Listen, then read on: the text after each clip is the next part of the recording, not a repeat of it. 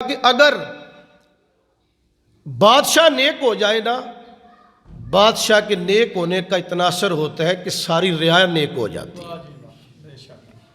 شیخ Saadi نے اسی لیے کہا تھا نا، اگر بادشاہ نمک بغیر اجازت کسی سے لیتا ہے تو اس کو دیکھا دیکھی لوگ دوسروں کے باغات بھی اکھاڑ کے لے جائیں گے۔ بادشاہ برا، رعایا بری، بادشاہ نیک تو رعایا نیک۔ کسی نے حجاج بن یوسف سے کہا تھا کہ تو عمر فاروق کی طرح نیک کیوں نہیں ہو جاتا؟ اس نے کہا تھا کہ تم ابو ذر غفاری بن جاؤ، میں عمر فاروق بن جاؤں گا۔ تو رسول پاک صلی اللہ علیہ وآلہ وسلم نے بادشاہوں کو خط لکھے تھے، بادشاہوں کو دعوتی خطوط لکھے، ان کو اسلام کی دعوت دی، مختلف بادشاہوں نے اس کا مختلف رد عمل دیا۔ جب حضور کا خط مصر گیا تو وہاں کے بادشاہ کا نام تھا مقوقس۔ مقوقس نے ایمان تو قبول نہ کیا، لیکن حضور کی محبت میں اس نے چاند تحائف بھیجے، 2 لونڈیاں بھیجیں، سیرین تھیں، ایک ماریہ قبطیہ تھیں، ایک حضور نے خود رکھی، ایک غالباً حسان بن ثابت کو دی۔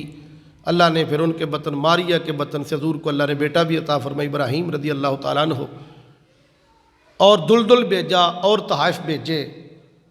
جب میرے کریم آقا کا خط پہنچا ایران کے بادشاہ کے پاس، جس کو کسریٰ کہا جاتا ہے، اس کا نام تھا خسرو پرویز، اس بدبخت نے میرے حضور کا خط پھاڑ دیا اور 2 بندے بھیجے کہ جاؤ مکے میں جا کے اس بندے کو گرفتار کر کے میرے پاس لاؤ۔ رسول پاک کو پتہ چلا تو حضور نے فرمایا اس نے میرا خط نہیں پھاڑا، اللہ نے اس کے ملک کے ٹکڑے ٹکڑے کر دیے۔ گل جیڑی تیرے منہوں نکلے ہو تیر ہے، جیڑا تو اشارہ کر رہے ہو تقدیر ہے۔ حضور کے کہنے کی دیر تھی کہ اس کے سگے بیٹے نے اپنے باپ کو کرسی کی خاطر قتل کر دیا تھا، خسرو کو۔ اور حضور کا خط پہنچا ملک روم کے اندر، ابھی جس کا میں نے ذکر کیا کیسر کا، تو کیسر نے حضور کا جب خط پڑھا، ابو سفیان وہاں موجود تھا، ابو سفیان سے کیسر نے 11 باتیں پوچھیں میرے حضور کے بارے میں، بتاؤ اس کے خاندان میں سے کوئی بادشاہ گزرا ہے؟ کہا نہیں۔ کوئی اس کے خاندان میں سے پہلے نبی گزرا ہے؟ کہا نہیں۔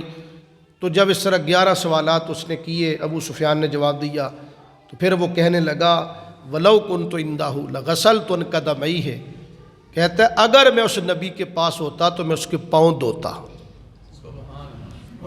کیسر نے یہ رد عمل دیا، مقوقس نے تحفے بھیجے، خسرو پرویز نے خط پھاڑا، لیکن ان جملہ بادشاہوں میں سے ایک ہستی ایسی ہے جس کا نام ہے اسہم، لقب ہے نجاشی، اس کی سلطنت کا نام تھا حبشہ۔